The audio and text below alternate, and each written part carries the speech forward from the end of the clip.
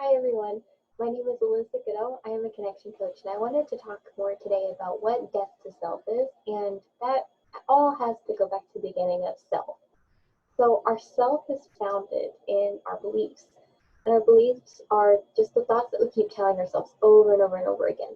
So if we think that, let's say that we have convinced ourselves that we believe that we are not worthy of love or that we're not good enough, we can tend to express these thoughts through our habits by not having really well defined boundaries. Maybe we say yes to things that we know we shouldn't be because we know we don't have the energy for it.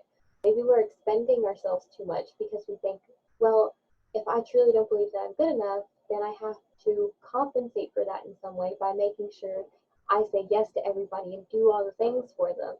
So that way then I can feel like I'm validated.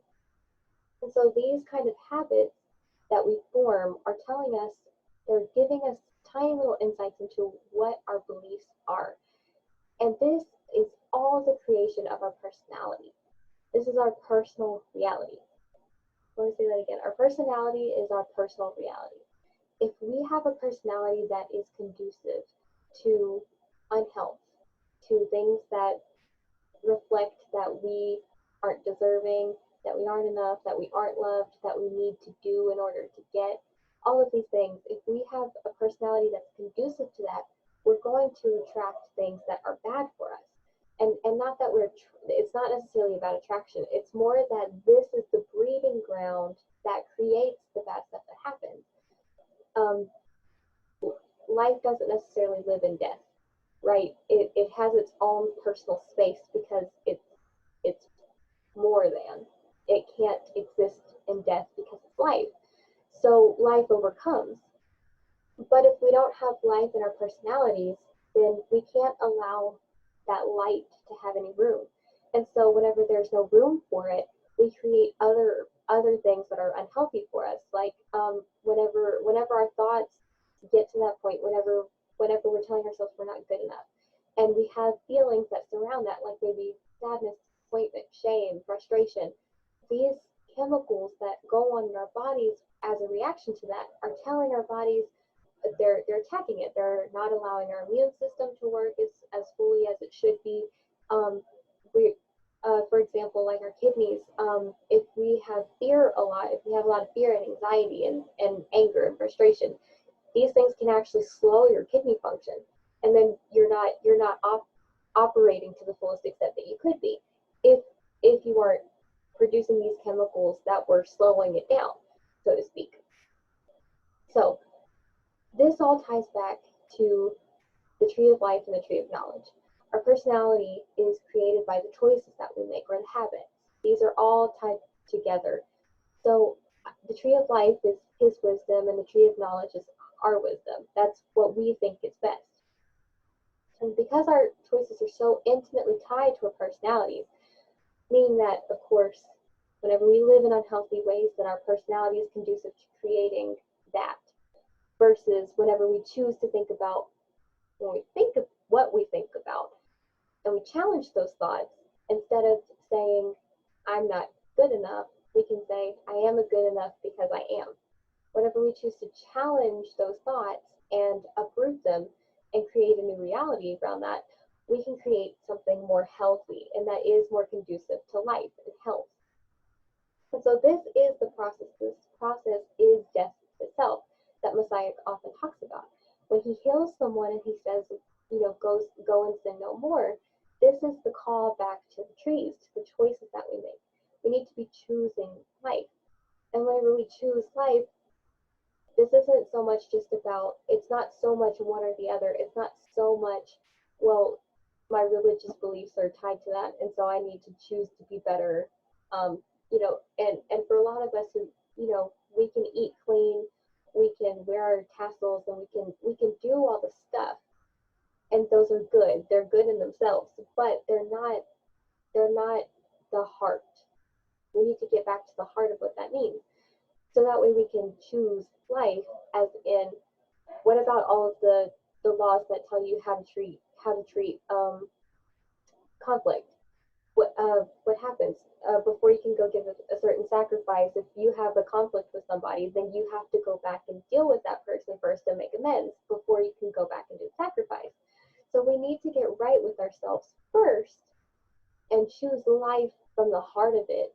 So that way, whenever it manifests physically, the life in that can also be created. And that's not even just, well, okay, I think that I'm loved, and so I'm going to be more loving to other people. That is definitely something that happens as a result, and that's beautiful. But also it's for our health. Whenever we choose to believe that we are inherently worthy and deserving and loved, whenever we truly believe and know that, then we can also have our body physically know that, because your brain is telling your body how to react, and so is your gut. So whenever you get into a good place mentally and the heart and emotionally, whenever you get into those places that way, you're more prone to make better decisions for you physically, and your cellular body is also making better decisions. So it's able to function. Your immune system is able to function more properly.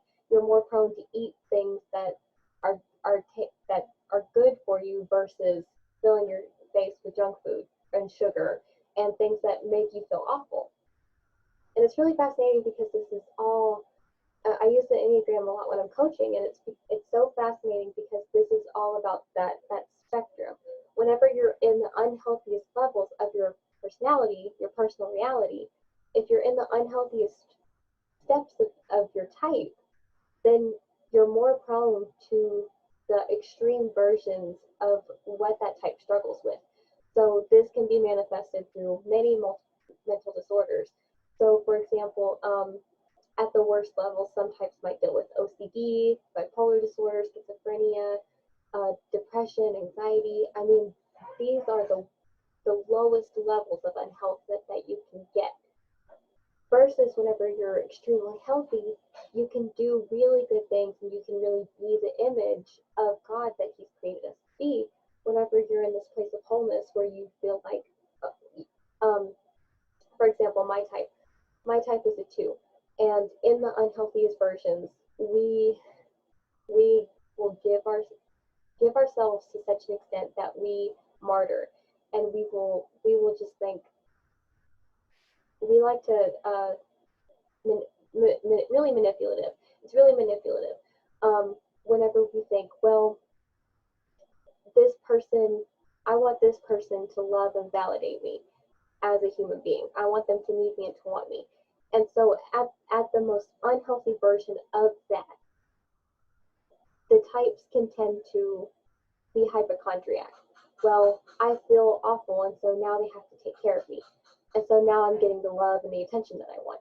And that's obviously awful. But on the fullest spectrum, whenever they're healthy and whenever they're in the fullest version of themselves, they can then love others from a really great place. And it's not because they need to gain. They already have every they have all the awareness that they need to say, I am loved and validated and needed, and I don't have to do in order to gain anything. I just am. I'm worthy. And so now, because I have that awareness, I can now love others to such an amazing extent. And all of the types represent the most unhealthy versions and the healthiest versions of what that looks like to either walk in the image of God in the tree of life, or to walk in the tree of knowledge with our own wisdom and through our own personal realities of the choices that we're making. And so this is all really fascinating conversation, and I can talk about it forever, but I won't, because I know you have stuff to do. So thanks for listening, and I hope this helps you look at the concept of scripture a little bit differently. Maybe you'll start to pick out some of the more mind body stuff that's hidden in between the lines there. And it's really fascinating stuff, and it's awesome how our Creator has taught us so much about our own physical beings as well as our heart beings. And it's much more than we realize. So if you find anything interesting like that, I'd love to hear about it because it's so fascinating. So bye.